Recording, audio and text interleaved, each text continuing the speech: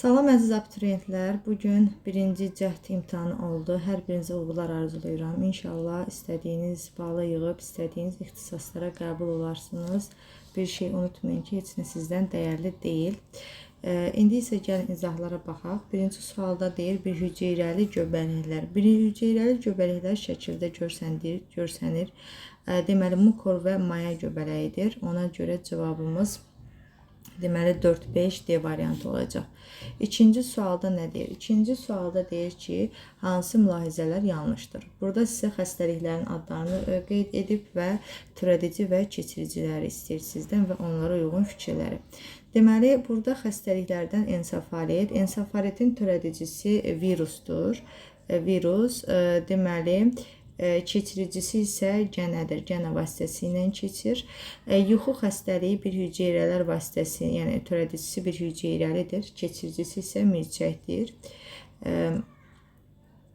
Taun isə deməli bakteriyalardır törədicisi və birələr vasitəsilə keçir. Yəni keçiriciləri birədir.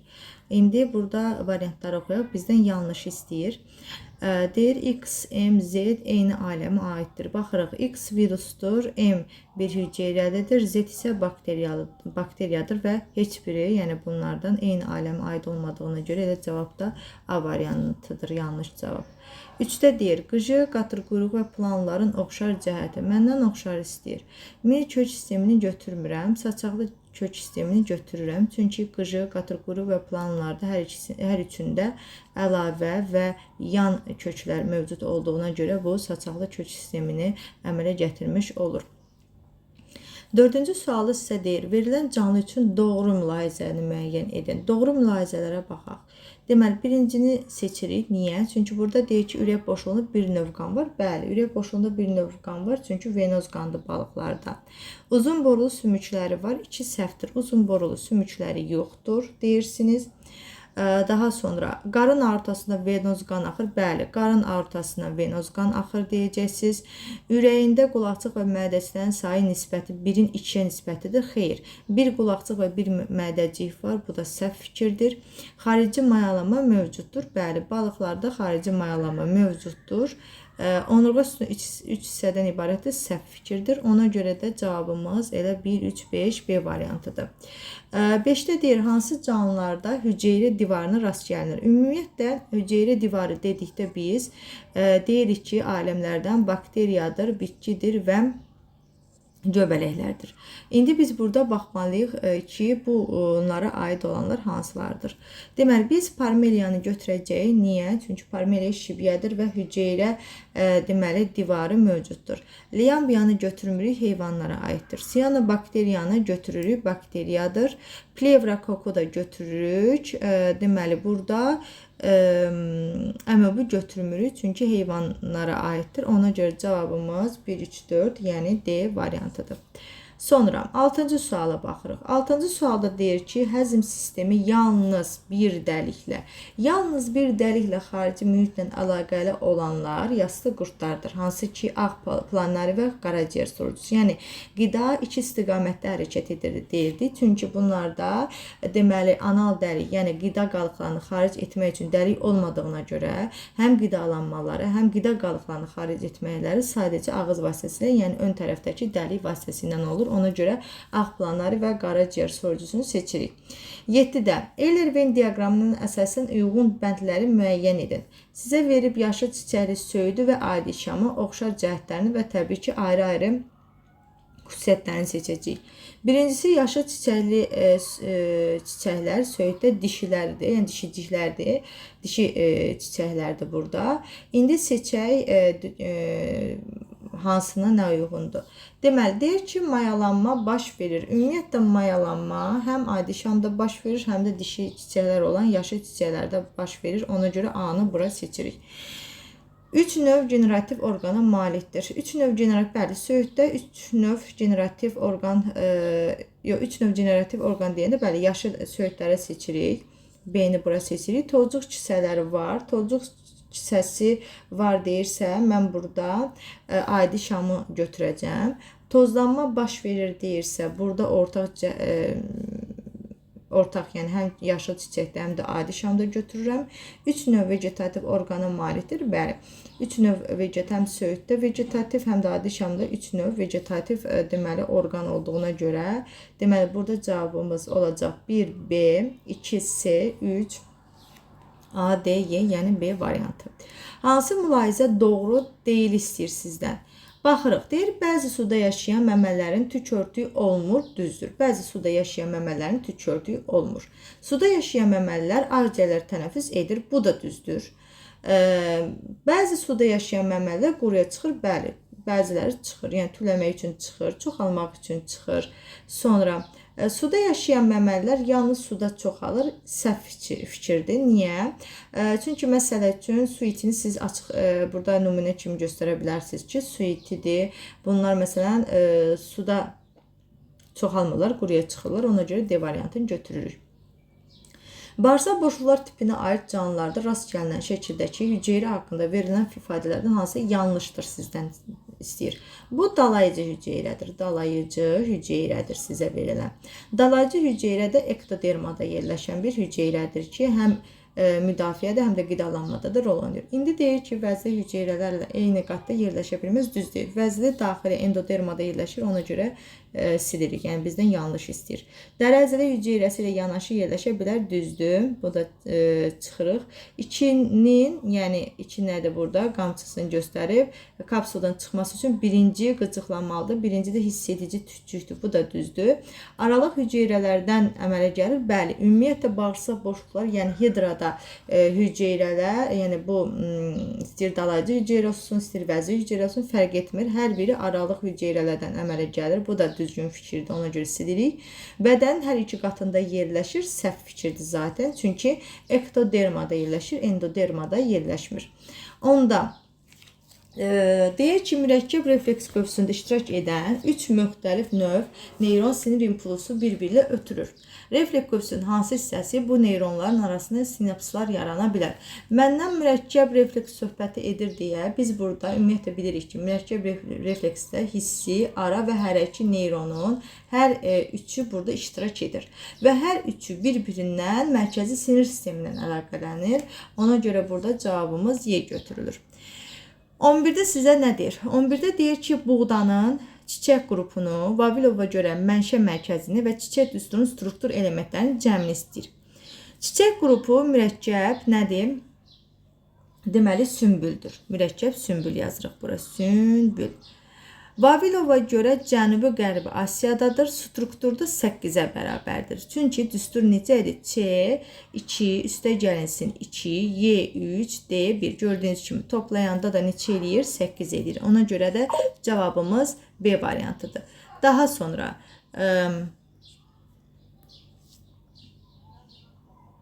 12-yə baxırıq. Sxemdə verilmiş proses sağlam insanda harada baş verir?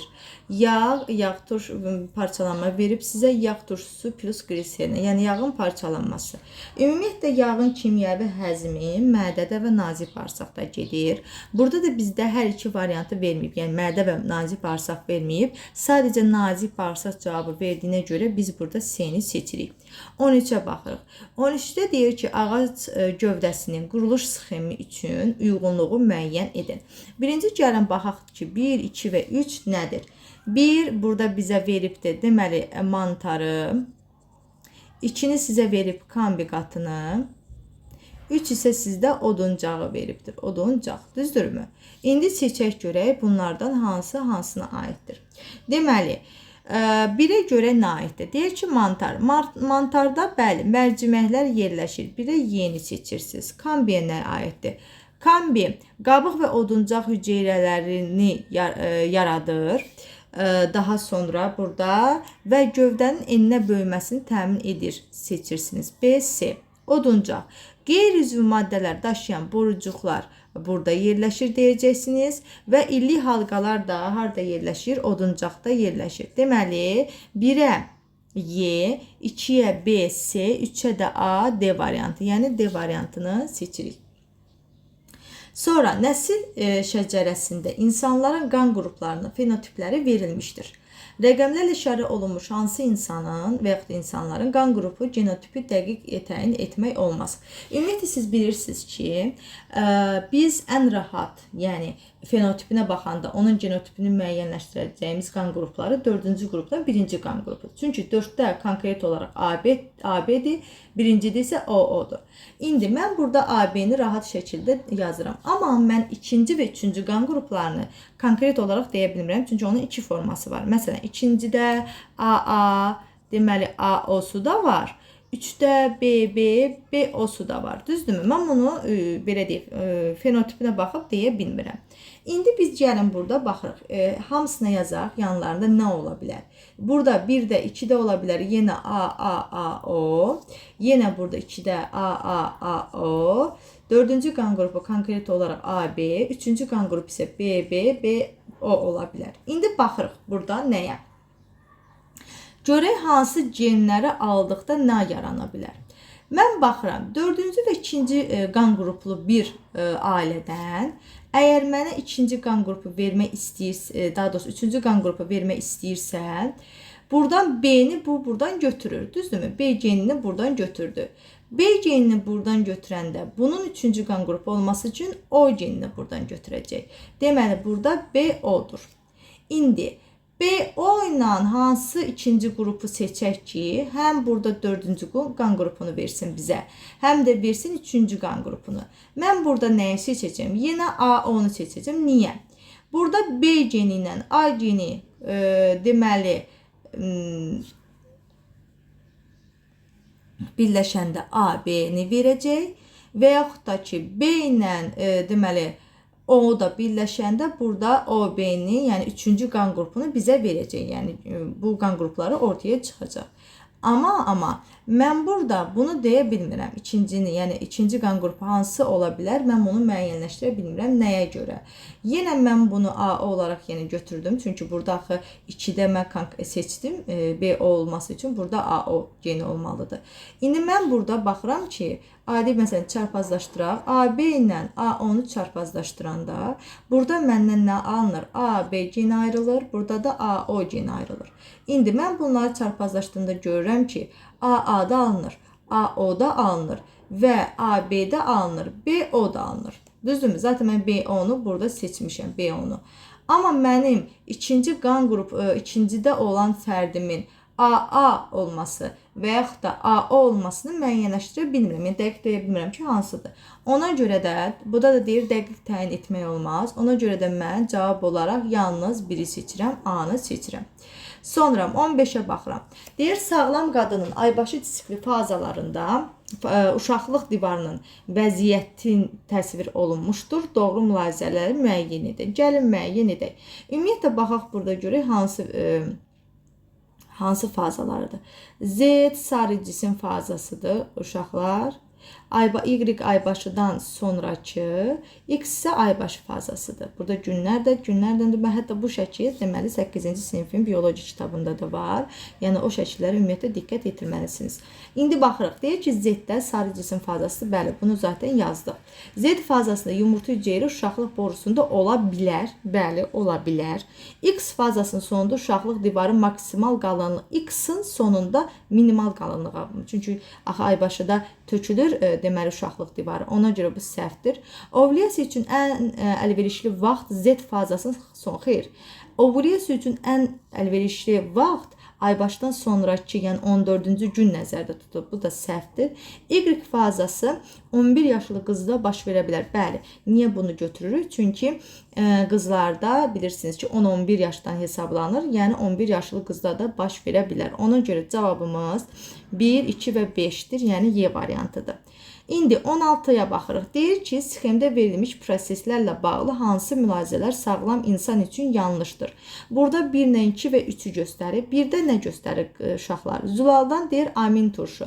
Deməli, zulaldan amin turşu alınıbsa, deməli bu parçalanma prosesidir və yaxud da kataborik proses də mən burada deyə bilərəm rahat şəkildə və həzm kanalında baş verir. Yəni ona görə kataboriki burada silirəm və həzm kanalını silirəm. Yəni düz fikirlərdir. 2-də isə amin turşudan yaranıb zulal. Deməli biosintez baş verib burada. Zulalın yaranması prosesi baş verib və zulalın da yaranması harda baş verirdi? Ribosomlarda baş verirdi. Yəni həm də biz biosintezə nə deyirik? Plastik mübadilədə dediyimizə görə B ilə C-ni də seçirik. Yəni daha doğrusu silirik.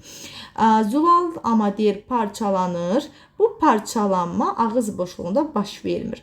Ümumiyyətlə ağız boşluğunda zulal parçalanmır. Ona görə də cavab olaraq D-ni seçirik. 17-də deyir, orta yaşlı sağlam insanda bir dərin nəfəs alma zamanı normada neçə milli oksigen ağciyər kapilyarlarına keçir. Baxırıq. Deməli, dərindən nəfəs alma. Dərindən nəfəs almada mən həm götürürəm əlavə havanı, həm də götürürəm tənəffüs havasını. Yəni 1500 milli ilə 500 millini götürürəm. Bu da bərabərdir 2000 milli və yaxud da santimetr kub hava. Və məndən ağciyər kapilyarlarına, bilirsiniz ki, ağciyər kapilyarlarına aldığımız yəni oksigeni havanın 5% keçir. Ona görə mən hesablamaq üçün deyirəm ki, 2000 əgər 100%dirsə, 5%im x-dir. X də bərabərdir 100 milli. Deməli, mənim həmin bu dərin nəfəs alma zamanı ağciyər kapilyarlarına 100 milli nə keçdi? Oksigen, deməli, keçdi. Sonra 18-ci sual. İnsanda hansı vəzlər yalnız xarici sekreziya burada mədədir. 19-da deyir, 2 qat hidrogen rabitələrinin sayının 3 qat hidrogen rabitələrinin sayına bərabər olduğu bir DNT molekulu üçün verilən qrafiklərdən hansı doğrudur? Burada yenə A, G, S, T, P pentozadır, F-dəki orta fosfat turşusu qalığıdır. Deməli, uşaqlar, yadda saxlayırsınız. Say etibarı ilə hər zaman adenin, guanin, əgər belə məsələdə yəni, sizə sual veribsə, say etibarən hər zaman pentoza ilə orta fosfat turşusunun qalığı nukleotidlərdən çox olur. Niyə? Yəni daha doğrusu azotlu əsaslardan çox olur. Niyə? Çünki hər nukleotidin tərkibində həm pentoza var, həm də orta fosfat turşusu qalığı var. Məsələn, tutaq ki, mən belə bir adenin nukleotidi yazıramsa, adenin nukleotidində nə var idi deyirdik? Adenin nukleotidində deyirdik ki, dezoksiriboza var, adenin var və deməli fosfat turşusunun, orta fosfat turşusunun qalığı var. Görürsünüzmü? Və yaxud da bunu mən guaninlə də yaza bilərəm, sitazinlə də yaza bilərəm, timinlə də yaza bilərəm. Hər ikisində həm pentoza, yəni dezoksiribozası var, həm də ki orta fosfatı var. Ona görə sayları həmişə onların çox olur. Ona görə də burada mən əgər qrafika baxıramsa, burada B-yə fikir verirsiniz nədir? Orta fosfatdan pentozanın sayı digərlərindən çoxdur. Yəni adenin, guanin və sitazindən çoxdur. Ona görə də B-ni götürəcəksiniz. Sonra deyir uyğunluğu prodüsent və redüsenti seçəcəyik. Bilirsiniz ki, prodüsent qeyri-üzvdən üzvü hazırlayanlardır, redüsent isə minerallaşdırandır. İndi mən burada prodüsenti seçəndə həm fitoplanktonları götürə bilərəm, həm də hidrogen. Hidrogen bakteriyadır, xemosintez edicidir və qeyri-üzvdən üzvü hazırlayır. Redüsentdə isə üzvü maddələri minerallaşdırma fikrini götürəcəyim və yalnız heterotrof qidalarını götürürəm. Sürmə göbələyi yəni burada heç birinə aid deyil. Ona görə də cavabımız burada nə olacaq? Deməli 1 B-Y, 2 A, C variantı. Yəni cavabımız A-dır. İndi Euler-Venn diaqramı əsasən uyğun bəndləri müəyyənləşdirin. Külək tozlanması, həşərat tozlanma, ortaq və fərqli xüsusiyyətlərini istəyir. Ümumiyyətlə yadımızda saxlayırıq ki, həm külək tozlanması, həm də həşəratlarla tozlanmaya aid olan, yəni ortaq xüsusiyyəti həm tozlanma, cinsi çoxalmaya xidmət etməsidir. Həm də ki, deməli tozlanması, yəni hər ikisində həm küləklə, həm həşəratla tozlanma çarpaz tozlanmadır. Ona görə 1-5-i bura yazıram. İndi küləklə tozlanmanı istəyirəm. Küləklə tozlanmağı üçün tozcuqlar yüngül olmalıdır. Ona görə 3-ü bura seçirəm və görkəmsiz, ətirsiz çiçəklərdir. 3-6-nı burada seçirəm. Amma həşərat isə həşəratı cəlb eləmək üçün nektar olmalıdır və iri əlvan çiçəklər olmalıdır. 2-4-ü də bura seçirəm. Ona görə deməli cavabımız C-dir. Yəni 1-ə 3-6, 2-ə 2-4, 3-ə isə ortaqları isə 1-5-i seçirik. Ondatra hüceyrəsinin hansı orqanoidlərində zülal biosin? Ondatra deməli məməli heyvandır və məməli heyvanda da zülal, ribosom və mitoxondriyada gedəcək biosintezi, ona görə Y-ni seçirəm. 23-də insanda gövdə skeleti bilavasitə birləşmir. Tamam. Gövdə skeletini birləşməyənlər uşaqlar hansılar olacaq? Həm kürək sümüyünü mən seçə biləcəm burada, həm də deməli borulu sümükləri də seçəcəm. Yəni uzun borulu sümükləri və uzun borulu sümüklərdə də, yəni ətrafın sümükləri. Orada da həm də iki cür sümük iri olduğuna görə, yəni 1, 3 və 5-i seçirəm cavab olaraq. 1, 3, 5 bunlar. Yəni cüt sümüklər gövdə skeletinə birləşir. Məsələn, nə deyə bilərik? Çanağı deyə bilərik. Yastıda da yenə çanağı da burada, yəni rahat şəkildə deyə bilərsiniz, gövdə skeletinə birləşir. Mitozun eyni bir fazasında baş verən proseslər müəyyən edin. Gəlin bir-bir baxaq görək. Bu proseslər hansı fazalarda baş verir? Vətər tellər itir. Vətər tellər itməsi telefazada baş verir uşaqlar. Vətər telləri əmələ gəlməyə başlayır. Profazada baş verir.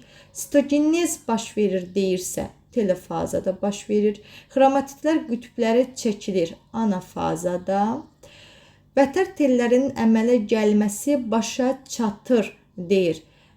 Deməli, metafazada, xromosom spiralları açılır telefazada. Deməli, məndən ortaqlar, daha doğrusu eyni bir faz istədiyinə görə 1, 3 və 6-nı burada götürürəm cavab olaraq. 25-ə baxaq. Doğru kəsişmələri müəyyən edin. İnsanda toyuq korluğunu soruşur. Baxıram, toyuq korluğuna aid olanlar. Yazı 1-də çöpcüklərin funksiyasının zəifləməsi nəticəsində baş verir. Bəli, toyuq korluğu çöpcüklərin funksiyasının zəifləməsi nəticəsində baş verir və toran işıqda görmə qabiliyyəti itirir. Bu düzdür. Yəni buna aiddir. Ona görə kəsişmə olaraq 1-2-ni seçirsiniz. Deməli, sonra nə deyir? 26-ya baxırıq, məsələdir. Deyir, müəyyən ərazidə yayılmış çay xərçəngi, xaçlı hörümçək və may böcəklərinin cəmi 620 yerimə ayaqları var. Bu heyvanlardan 48-i çay xərçəngidir. Xaçlı hörümçəklərdə may böcəyinin ətraflarının sayının 4-ün 3-ə nisbətinin olduğunu bilərək, burada neçə xaçlı hörümçək olduğunu hesablayın. Yaxşı, hesablayaq. Deməli, uşaqlar, mənə deyir 48 çay xərçəngidir. Mənə 48-i birinci vuraram ona ki, 480 dənə yerim ayağını tapım çay xərçənginin. Sonra bu ümumi saydan 480 çıxacam. Deməli, 140 dənə ayaq qaldı yerim ayağı. Bu 140 dənə yerim ayağı həm xaçlı hörümçəklə may böcəyinin ikisinin cəmidir. Sonra mənə belə bir şey deyir ki, xaçlı hörümçəklə may böcəyinin ətraflarının sayı 4-ün 3-ə nisbətindədir. Mən yazıram 4x üstə gəlsin 3x bərabərdir 140-a, yəni 7x bərabərdir 140-a. X-ımı da tapıram nəyə? Deməli, 140-ı bölürük 7-yə, eləyir neçə? 20. 20-yə bərabər olmuş olur. Mən daha sonra neynirəm? Daha sonra vururam 20-ni, deməli, təzədən x-i yerinə qoyuram. 20-ni vururam 4-ə, 80 tapıram ki, hörümçəyin belə deyək, ayaqlarının sayıdır, yerim ayaqlarının sayıdır xaçlı hörümçəyin. 20-ni də vururam 3-ə, 60, may böcəyinin yerim ayaqlarıdır. İndi isə məndən sayını istəyir xaçlı hörümçəyin. 80-i böləcəm mən 8-ə. Niyə? Çünki bilirsiniz ki, xaçlı hörümçəyin yerim ayaqları 8-dir, 4 cütdür. Ona görə 10 dənə deməli xaçlı hörümçək var imiş. Bizdən yəni cavab 10-dur. Yenə elə may böcəyində də tapa bilərik. 60-ı da yenə bölərəm mən 6-ya. Çünki 3 cüt yerim ayaqları var. Ona görə də yenə burada 10 dənə may böcəyi olmuş olacaq. Sonra uyğunluğu müəyyən edin. Yəni cavab burada 10-dur. Uyğunluğu müəyyən edin. Gəlin müəyyən edin. Görək 1-ə nə aiddir? 1-ə deyir həm ikiləpəli bitkidir. Həm də meyvəsi gilə meyvədir. Həm ikiləpəli olsun, həm də meyvəsi gilə meyvədirsə, mən 1-ə seçərəm bibəri. Yəni 1-ə A-nı seçirəm. 2-yə baxıram. Həm deyir ikiləpəli olsun, həm də çiçəklərində 6 erkəkciyi olsun. Mən burada verilənlərdə nəyi seçəcəm? Debəli, yabanı ağ turpla quş əppəyini, yəni S ilə Y-ni bura seçirəm. 3-də nə deyir? 3-də deyir ki, meyvəsi gilə meyvə olsun. Oxlara baxırsınız uşaqlar. Oxların istiqamətinə baxırsınız. Və çiçəkləri 6 erkəkciyi olsun. Tamam. 6 dənə erkəkciyi olsun və meyvəsi gilə meyvədirsə, burada mən inci çiçəyini götürərəm. Yəni D-ni bura götürərəm. Deməli, 1-ə A düşdü, 2-yə S, Y düşdü, 3-ə də ki D variantı düşdü. İndi situasiyaya baxaq. Deyir ki, həkim müayinəsinə gələn iki pasiyent, həkim müayinəsinə gələn iki pasiyent 40 yaşlı İskəndər və 15 yaşlı Ayxan müayinədən keçdikdən sonra məlum oldu ki, İskəndər A şəklindəkidir, Ayxan da ki B şəklindəkidir. Deməli, bu İskəndərdir, 40 yaşındaydı, 40 yaş. Bu isə kim idi? Ayxan idi, 15 yaş. Aha, indi baxaq. Deyir ki, İskəndər və Ayxanın problemləri necə adlanır? Şəkil B-də göstərilən sümüyün sınığı zamanı ilk yardım necə edilməlidir? Məndən birinci problem istəyir. Problem nədir bu A-da, yəni birincidə? Birincidə podagradır, podagra yazırıq bura. B-də isə Ayxandakı problem isə skolyoz yazırıq. B-dəki, yəni ki, onurğa sütununun sınması zamanı nə etməliyik bu xəstələrə? Biz müdaxilə edə bilmərik, təcili tibbi yardımı çağırmalıyıq və ona qədər də xəstə üzü üstə bərk yerdə uzanmalıdır ki, yəni bir, belə deyək də, tərpənmə baş verməsin. Üzü üstə uzatmaq lazımdır. Üzü üstə uzatmaq lazımdır deyirsiniz 2-yə, daha doğrusu 3-ə. 2-də də dedik ki, skolyozdur, 1-ə də dedik podagradır. Sonra nə deyir? Deyir ki, insanın skelet, deməli A-da göstərilən problem, yəni ki, podagra idi.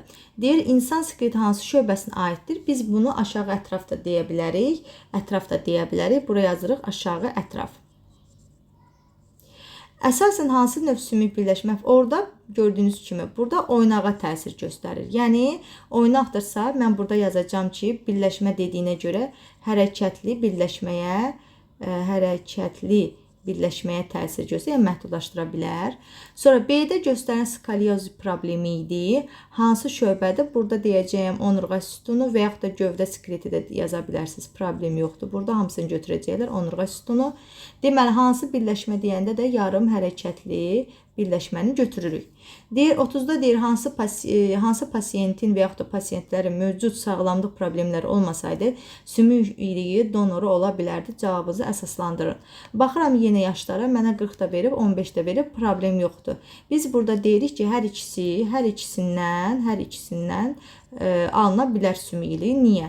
Çünki 15 yaş deyəndə biz 15 yaşlıdan sümük iliyini donor olaraq götürə bilərik.